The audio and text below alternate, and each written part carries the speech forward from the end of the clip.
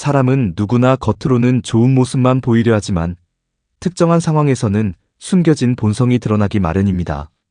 말이나 행동으로 자신을 포장할 수 있어도 무의식적인 반응이나 작은 습관에서는 진짜 성격이 그대로 나타납니다.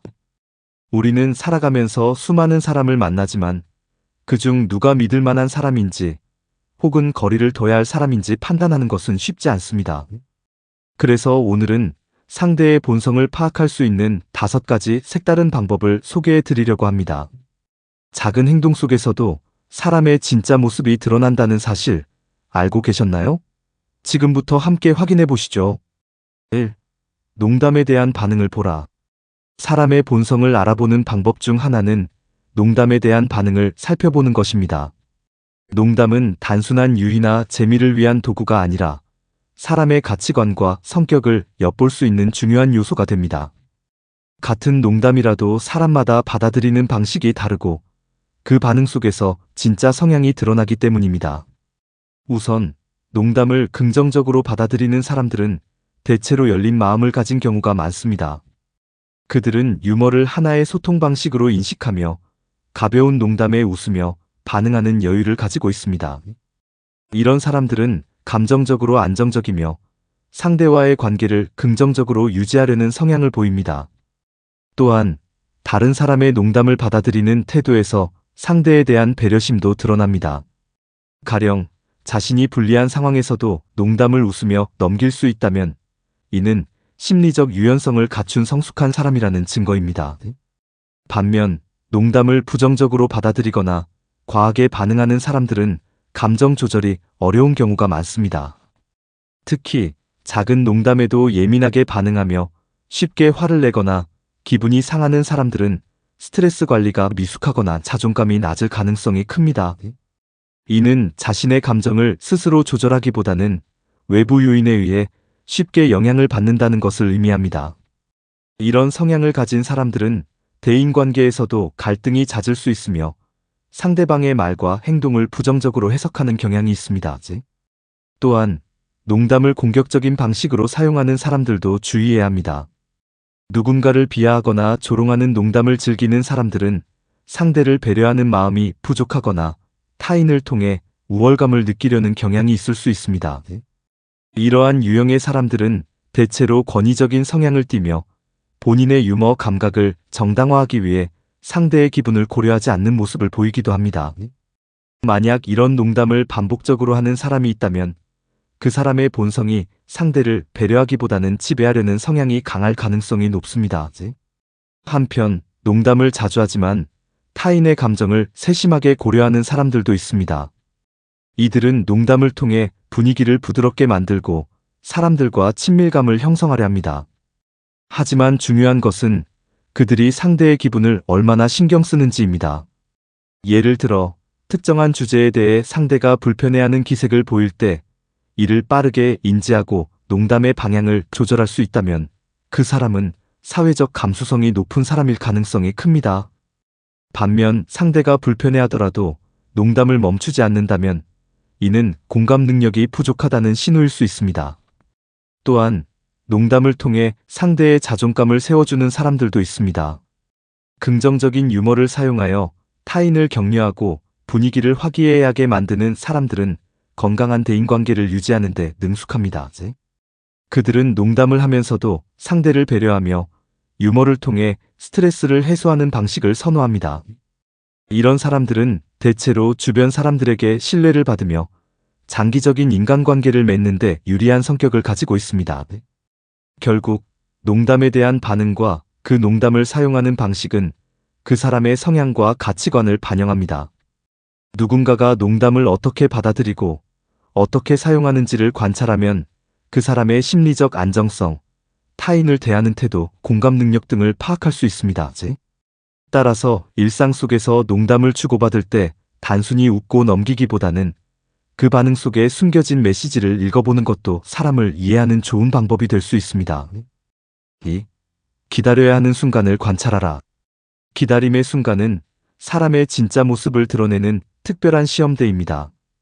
평소에는 여유롭고 친절한 사람도 예상치 못한 기다림 앞에서는 본성이 드러나기 마련입니다. 우리는 일상에서 끊임없이 기다려야 하는 상황을 마주합니다. 식당에서 음식이 나오길 기다릴 때, 교통체증 속에서 목적지에 도착하길 바랄 때, 혹은 누군가의 답장을 애타게 기다릴 때도 있습니다. 이처럼 누구나 기다림을 피할 수 없지만 그 순간을 어떻게 받아들이느냐에 따라 사람의 성숙함과 인격이 확연히 구별됩니다. 기다리는 동안 어떤 사람은 불평을 쏟아내고 짜증을 내며 주변을 불편하게 만듭니다. 반면 어떤 사람은 차분하게 인내하며 조용히 시간을 보냅니다. 같은 상황에서도 이토록 다른 반응을 보이는 이유는 무엇일까요? 그것은 기다림에 대한 태도가 그 사람의 인성과 가치관을 반영하기 때문입니다. 인내심이 있는 사람은 단순히 성격이 온화한 것이 아니라 자신의 감정을 조절하고 상황을 긍정적으로 바라보는 능력이 뛰어난 사람입니다. 그들은 기다리는 시간을 불필요한 고통으로 여기지 않고 자연스러운 과정으로 받아들입니다. 반면 조급한 사람들은 기다림을 참지 못하고 불안해합니다. 특히 자기중심적인 성향이 강한 사람일수록 기다림을 견디지 못하는 경향이 있습니다. 식당에서 음식이 조금만 늦어도 종업원을 불러 화를 내거나 길이 막히면 운전석에서 소리를 지르며 분노를 표출하는 사람을 본 적이 있을 것입니다. 이러한 행동은 단순한 짜증이 아니라 자신의 욕구가 즉각 충족되지 않으면 감정을 통제하지 못하는 미성숙한 모습을 보여줍니다. 결국 이런 태도는 주변 사람들에게도 부정적인 영향을 끼치고 관계를 어렵게 만듭니다. 사람의 성숙도는 예상치 못한 기다림 속에서 가장 잘 드러납니다. 약속 장소에 먼저 도착했을 때 상대가 늦는다면 어떤 기분이 드시나요? 시간을 존중하는 사람이라면 당연히 약속을 지키려 노력하지만 누구나 예상치 못한 상황으로 인해 늦을 수 있습니다. 이때 상대가 도착했을 때 얼굴을 붉히며 불쾌한 감정을 드러내는 사람이 있는가 하면 오히려 따뜻하게 맞아주며 이해하는 사람도 있습니다. 이런 순간이 바로 그 사람의 인품을 보여주는 중요한 단서가 됩니다. 기다림을 대하는 태도는 단순한 성격 차이를 넘어 관계의 지속성을 결정짓는 중요한 요소가 됩니다. 작은 기다림도 참지 못하고 상대에게 짜증을 내는 사람과는 깊은 관계를 맺기 어려울 수 있습니다. 반면 인내심을 가지고 기다려주는 사람은 신뢰를 쌓고 더 건강한 관계를 유지할 가능성이 높습니다. 또한 기다리는 동안 어떻게 시간을 보내는지도 중요한 포인트입니다. 성숙한 사람들은 기다리는 동안 독서를 하거나 주변을 둘러보며 여유를 즐기거나 조용히 생각을 정리합니다.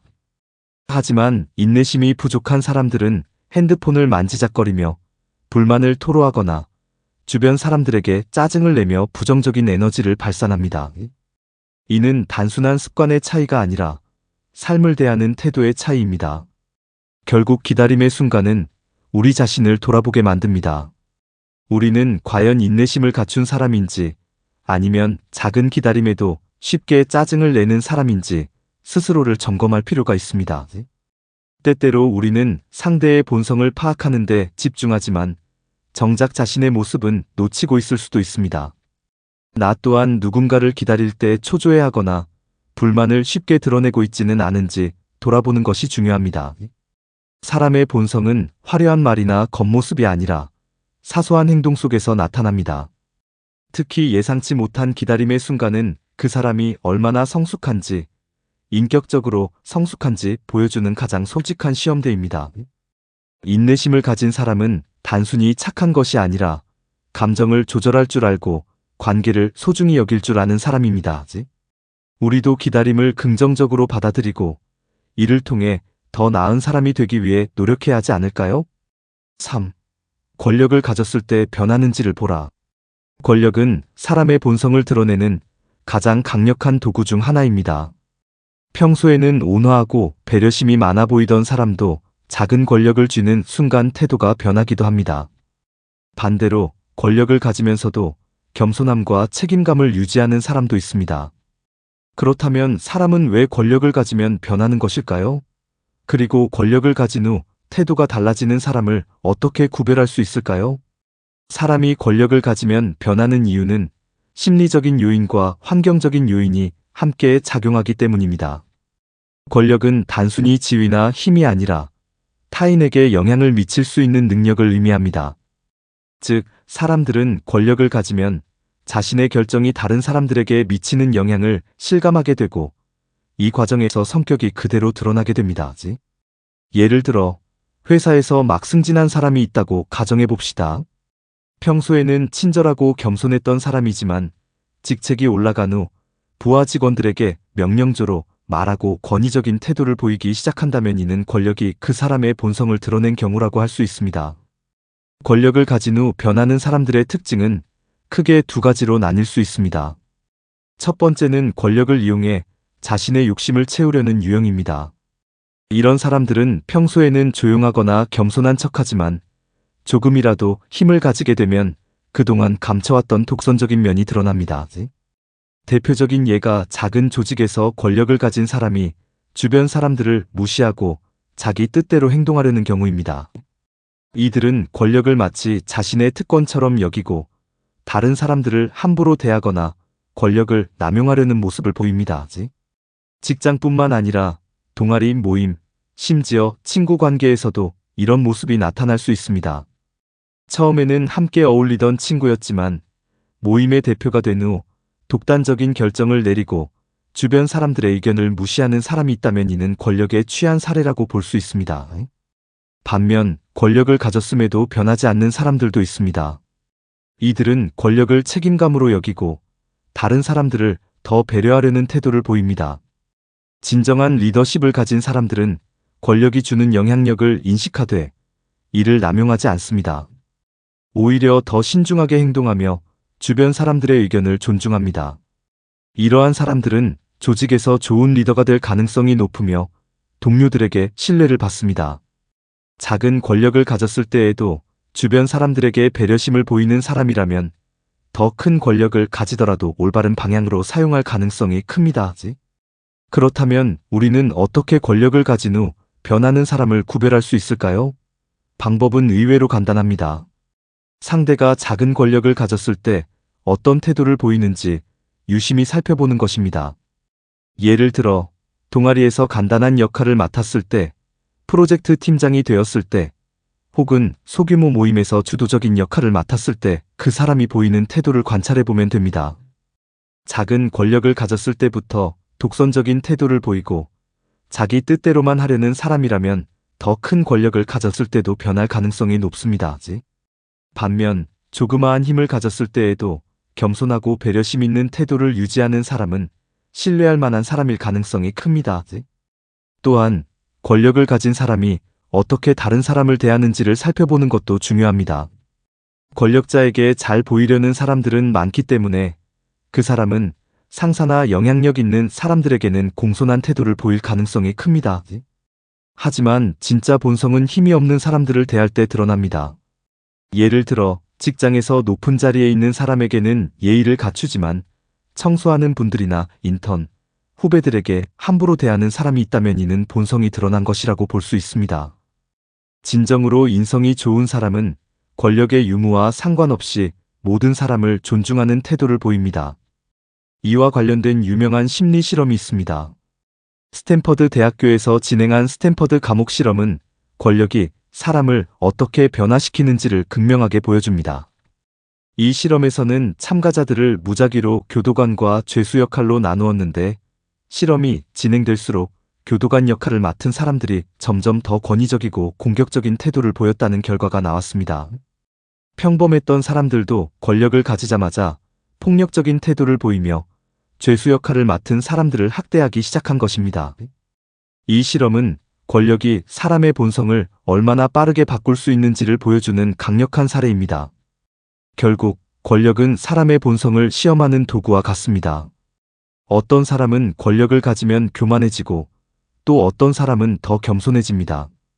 우리는 살아가면서 다양한 관계 속에서 사람을 만나게 되는데 그들이 권력을 가졌을 때 보이는 태도를 통해 신뢰할 수 있는 사람인지 아닌지를 판단할 수 있습니다.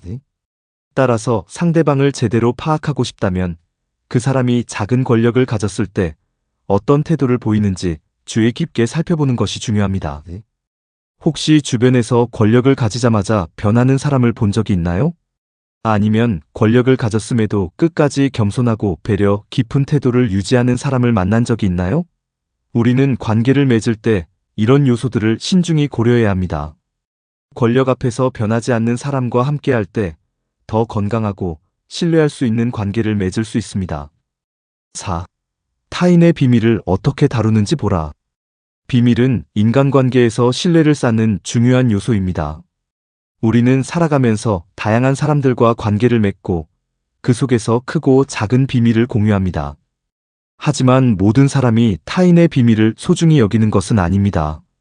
어떤 사람은 비밀을 잘 지켜주지만 어떤 사람은 그것을 가볍게 여기고 쉽게 퍼뜨리기도 합니다.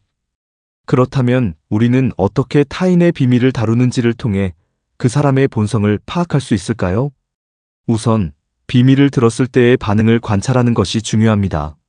어떤 사람들은 누군가의 비밀을 들으면 마치 무거운 책임을 진 것처럼 신중하게 행동합니다. 그들은 상대가 신뢰를 보내준 것에 감사하며 그 비밀을 절대 가볍게 여기지 않습니다.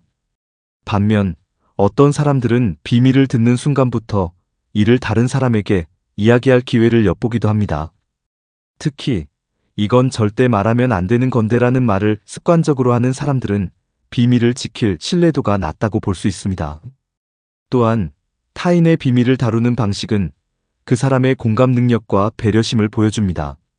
신뢰할 수 있는 사람은 비밀을 털어놓는 상대방의 감정을 우선적으로 고려합니다. 그 비밀이 상대에게 얼마나 중요한지, 어떤 마음으로 이야기했는지를 이해하고 함부로 이야기하지 않습니다. 그러나 공감 능력이 부족한 사람은 상대의 감정보다 자신의 흥미나 호기심을 더 중시하며 때로는 재미 삼아 비밀을 공유하는 경우도 있습니다. 더 나아가 비밀을 이용하는 사람도 있습니다. 어떤 사람들은 타인의 약점을 자신의 이익을 위해 활용하기도 합니다. 예를 들어 직장에서 동료의 개인적인 고민을 알게 된 후 이를 상사에게 전달하여 자신의 입지를 다지는 경우가 있습니다. 혹은 친구 사이에서도 비밀을 이용해 상대를 조종하려 하거나 필요할 때 약점으로 삼으려는 사람도 존재합니다. 이런 유형의 사람들은 신뢰할 수 없는 관계를 형성하게 되며 결국 주변 사람들로부터 멀어질 수밖에 없습니다. 비밀을 잘 지키는 사람은 어떤 특징을 가지고 있을까요? 첫째, 말이 신중합니다. 함부로 다른 사람의 이야기를 하지 않으며 특히 남의 사적인 이야기를 가십거리로 만들지 않습니다. 둘째, 도덕적인 기준이 확고합니다. 비밀을 지키는 것은 단순한 약속이 아니라 인간적인 신뢰의 문제임을 잘 알고 있습니다. 셋째, 상대를 진심으로 배려합니다. 비밀을 이야기한 사람이 어떤 마음일지를 생각하며 그 사람의 입장에서 행동합니다. 비밀을 잘 지키는 사람을 곁에 두는 것은 행복한 인간관계를 유지하는 데 큰 도움이 됩니다. 우리는 살아가면서 누구나 고민을 하게 되고 때로는 이를 누군가에게 털어놓고 싶어 합니다. 그럴 때 신뢰할 수 있는 사람이 곁에 있다면 우리는 더 편안하고 안정적인 관계를 유지할 수 있습니다. 반대로 비밀을 쉽게 퍼뜨리는 사람과 가까이 지내다 보면 불필요한 갈등과 상처를 경험할 가능성이 높아집니다. 그렇다면 우리는 어떻게 신뢰할 수 있는 사람을 구별할 수 있을까요? 먼저 상대가 과거에 다른 사람의 비밀을 어떻게 다뤘는지 살펴보는 것이 중요합니다.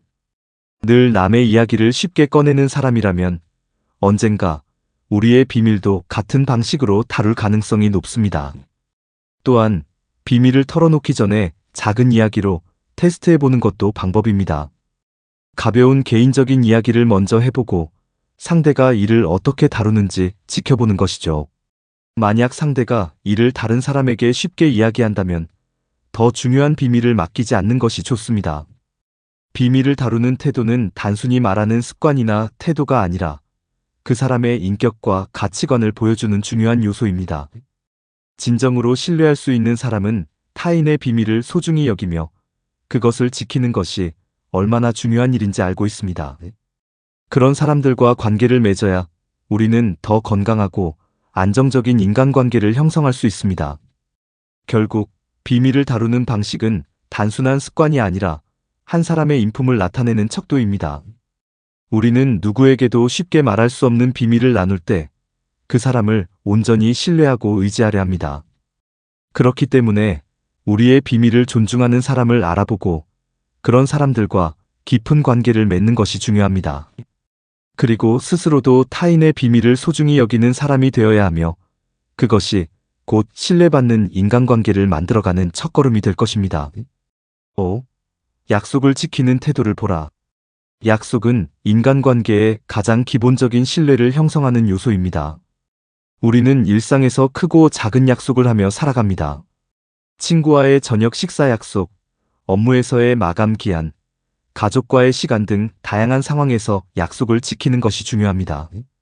하지만 어떤 사람들은 약속을 쉽게 여기고 가볍게 깨버리는 경우가 있습니다. 이런 태도는 결국 주변 사람들에게 신뢰를 잃게 만들고 관계를 약화시키는 요인이 됩니다. 약속을 지키는 사람은 신뢰할 수 있는 사람입니다. 작은 약속이라도 성실하게 지키는 사람은 책임감이 강하고 주변 사람들에게 신뢰를 줍니다. 예를 들어 친구와 다음 주에 꼭 만나자라고 말하고 이를 지키는 사람과 늘 바쁘다는 핑계로 미루는 사람은 분명 다릅니다. 후자의 경우 상대방은 점차 실망하게 되고 관계의 우선순위에서 밀려나게 됩니다. 결국 약속을 자주 어기는 사람은 인간관계를 가볍게 여긴다는 인상을 주고 이는 신뢰를 무너뜨리는 결정적인 요인이 됩니다. 약속을 지키지 않는 것은 단순한 실수가 아니라 태도의 문제입니다. 약속을 가볍게 여기는 사람은 무의식적으로 자신의 행동이 상대방에게 어떤 영향을 미치는지 고려하지 않는 경우가 많습니다. 특히 중요한 순간에 약속을 어기는 것은 상대방을 실망시키고 상처를 줄 수 있습니다. 예를 들어 중요한 발표를 앞두고 동료가 함께 준비하기로 했는데 갑자기 이유 없이 빠진다면 그 동료는 신뢰를 잃게 됩니다. 이런 일이 반복되면 결국 주변 사람들은 그를 믿지 않게 되고 관계는 점점 멀어질 수밖에 없습니다. 그렇다면 왜 어떤 사람들은 약속을 쉽게 어길까요? 첫째, 자신의 일정과 능력을 과대평가하는 경우입니다. 즉흥적으로 약속을 잡고 나서 정작 시간이 부족하거나 다른 일이 생기면 쉽게 약속을 깨버립니다. 둘째, 상대방의 감정을 깊이 고려하지 않는 경우입니다. 설마 내가 한번 어긴다고 큰일 나겠어? 라는 생각으로 약속을 지키지 않는 것은 상대방을 가볍게 여긴다는 뜻이기도 합니다. 마지막으로 책임감 부족이 원인일 수 있습니다. 약속을 지킨다는 것은 자신이 한 말을 끝까지 책임진다는 의미입니다. 하지만 이를 중요하게 생각하지 않는 사람들은 자연스럽게 약속을 가볍게 어기게 됩니다. 반면 약속을 철저히 지키는 사람들은 주변에서 신뢰를 얻고 존경을 받습니다. 이들은 자신의 말에 무게를 두며 작은 약속이라도 성실하게 지킵니다. 예를 들어 내일 꼭 전화할게라고 했을 때 실제로 전화를 걸어 안부를 묻는 사람은 상대방에게 깊은 인상을 남깁니다. 이는 인간관계를 더욱 돈독하게 만들고 결국 주변 사람들로부터 신뢰받는 계기가 됩니다. 또한 약속을 지키는 태도는 단순한 개인적 습관이 아니라 사회적 신뢰를 형성하는 중요한 요소이기도 합니다. 회사에서 상사가 약속을 잘 지키면 직원들은 더욱 신뢰하고 따르게 됩니다. 반대로 리더가 자신의 약속을 지키지 않으면 조직 전체의 신뢰도가 하락하고 업무 효율에도 악영향을 미칠 수 있습니다. 따라서 개인적인 관계뿐만 아니라 사회적인 관계에서도 약속을 지키는 태도는 매우 중요합니다. 약속을 잘 지키는 방법은 어렵지 않습니다. 첫째, 현실적으로 지킬 수 있는 약속만 하십시오. 무리하게 여러 가지 약속을 잡고 결국 지키지 못하는 것보다 실천 가능한 약속을 하는 것이 더 중요합니다. 둘째, 일정 관리에 신경 쓰십시오. 약속을 했으면 캘린더에 기록해 두거나 알람을 설정하여 잊지 않도록 하는 것이 좋습니다.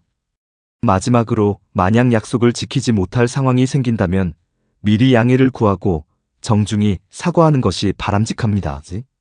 이렇게 하면 상대방도 이해할 가능성이 높고 신뢰를 잃지 않을 수 있습니다. 결국 약속을 지키는 태도는 단순히 인간관계에서의 신뢰를 넘어 한 사람의 인격과도 연결됩니다. 성실하고 신뢰할 수 있는 사람은 어떤 상황에서도 약속을 가볍게 여기지 않습니다. 주변 사람들과의 관계에서 신뢰를 얻고 싶다면 작은 약속이라도 반드시 지키려는 노력이 필요합니다. 지금까지 했던 약속들을 돌아보고 혹시 가볍게 여긴 것은 없었는지 생각해보는 것도 좋겠습니다. 결국 신뢰받는 사람은 약속을 소중히 하는 사람입니다. 사람의 본성은 말이 아니라 행동에서 드러납니다. 오늘 알려드린 5가지 방법을 잘 활용하면 상대를 더 정확히 파악하고 건강한 인간관계를 맺을 수 있을 것입니다.